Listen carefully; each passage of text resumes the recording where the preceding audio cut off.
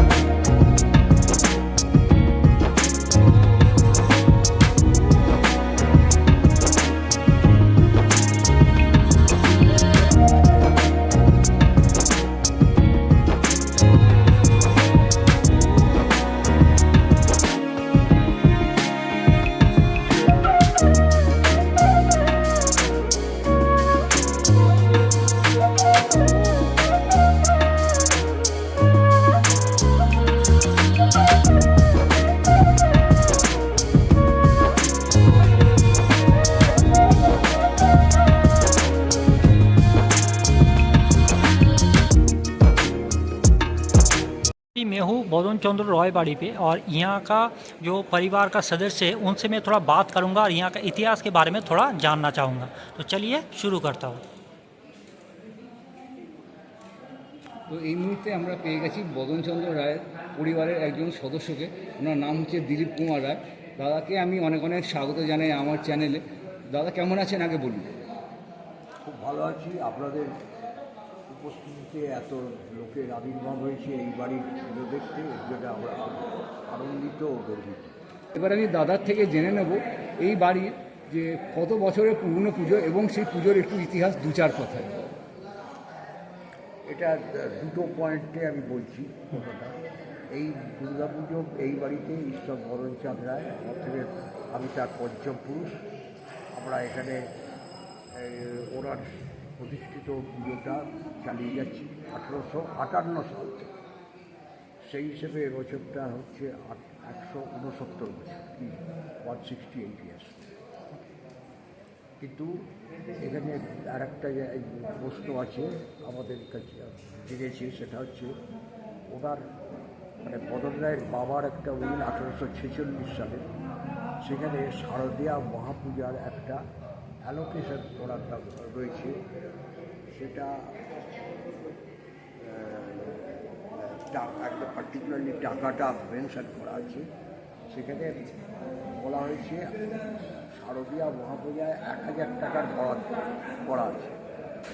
1846-এর 1000 টাকার ভ্যালুয়েশন আমরা 2007-এ 150 বছর উদযাপন করার সময় রিজার্ভ ব্যাংকে গিয়েছিলাম যে 1000 টাকা 1846 সালের ভ্যালুয়েশন এখনকার কীরকম। তা ওরা সঙ্গে সঙ্গে উত্তর দিতে পারেনি, 8-10 মিনিট 1 সপ্তাহ সময় নিয়ে বলেছে যে আমরা এক্স্যাক্টলি বলতে পারবো না, তবে কোটি টাকার বর্তমানে মানে 2007 সালে কোটি টাকার আশেপাশে হবে। তা আমরা অবাক হয়ে যাই যে কালে কী এমন ব্যয় হতো যে আমরা ওই সস্তার বাজারে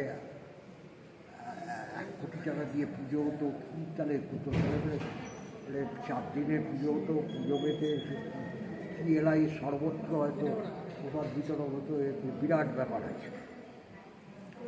এটা বলার উদ্দেশ্য এই পুজো মানে ঐতিহ্য কত বড় ছিল সেইটা বলার, আর কত প্রাচীন সেই পুজোটা যে কত প্রাচীন আমরা তার হিসেব পাইনি।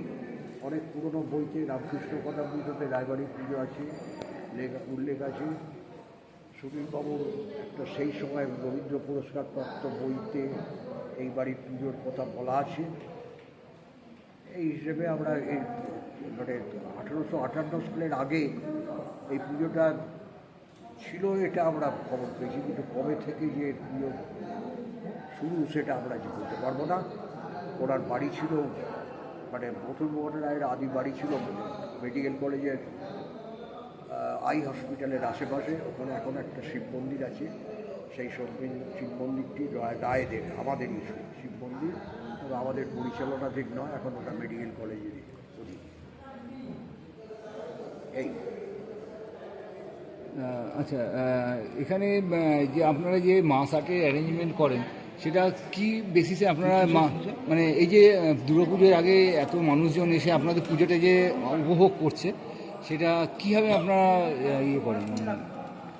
যেমন আর এই বাড়ির পুজো আমার বয়স 84 রানিং এখন। আমরা ছেলেবেলা থেকে এই পুজো দেখে আসছি। এই পুজোয় তখন আমরা দেখেছি বাড়ির পুজোর কোনো পাবলিসিটি ছিল না। এখানে বলার কথা, এটা বললাম পুজোর শুরুর কথা। আমাদের এই পারিবারিক পুজো আর একটা বিশেষত্ব হচ্ছে বেশিরভাগ বনেদি বাড়ির পুজোই শরিকি পুজো হয়ে গেছে, কিন্তু আমরা আমাদের এটা সবাই সেই মদন রায়ের সময় থেকে যত ব্রাঞ্চ ছড়িয়ে গেছে একসঙ্গে পুজো, যার জন্য এত আমরা মানে মেনটেনেন্স এবং এই এত বড় বাড়ির মেনটেনেন্স বিশাল। এই যে ঝাল লন্ঠন দেখছেন, এসব জিনিস আমাদের প্রিজার্ভ করে রাখতে হয়, খোলা রাখা যায় না। সব পুজো হয়ে গেলে সমস্ত কভার হয়ে যাবে, এই যাবে, এসব বিরাট খরচা থাকে। আচ্ছা, আমাদের এখন এই পুজোতে আমরা লাস্ট ইয়ারে প্রায় 8 লাখ টাকা 9 লাখ টাকার মতো খরচা করতে পেরেছি। আচ্ছা, এবং এই ফিনান্সিয়াল বার্ডেন এখনকার দিনে যে কর্তারা যেটা করে গেছেন তার ইনকাম অনেক কম, মানে এটা আন্ডার ট্রাস্ট এস্টেটের আন্ডারে পুজোটা হয়। পুরী পঞ্জিকা মেনে পুজো হয়। আচ্ছা, আমাদের 4 দিনে পুজো হয়। আচ্ছা, পঞ্জিকাতে যদি 4 দিনে পুজো থাকে 4 দিনই হয়। জেনারেলি 3 দিন হলে, গত বছরে 3 দিনে হয়েছিল, কোনো 2-একবার বোধহয় 5 দিনেও হয়েছিল, সেই মতোই হয়। এবং নিয়মকানুন মেনে পুজো আমরা এখনও চালিয়ে আসছি। আচ্ছা, একটা জিনিস জানতে চাইব, এই যে আপনাদের পুজোটা, এই পুজো জেনারেল পাবলিকের জন্য কদিন খোলা থাকে? পুজোর কটা দিন? পুজোর আগে থেকে এবারে খোলা হয়েছে ডিম্যান্ড অনুযায়ী। হ্যাঁ, তবে এখন তো পুজো হচ্ছে না। হ্যাঁ, মানে পুজো তো হবে ষষ্ঠীর দিন, হ্যাঁ, হ্যাঁ, উদ্বোধন হবে, মানে প্রাণ প্রতিষ্ঠা হবে। আচ্ছা সেই সময় একটু রেস্ট্রিক্টেড হবে, কারণ পুজোর সময়টা এতটা ভিড় হয়তো বাইরে বলতে হতে পারে। আচ্ছা। সন্ধি পুজোর সময় একটা বিরাট আয়োজন হয়। আচ্ছা এই জায়গাটা আমাদের ঘিরে ফেলতে হয়। এখানে আচ্ছা।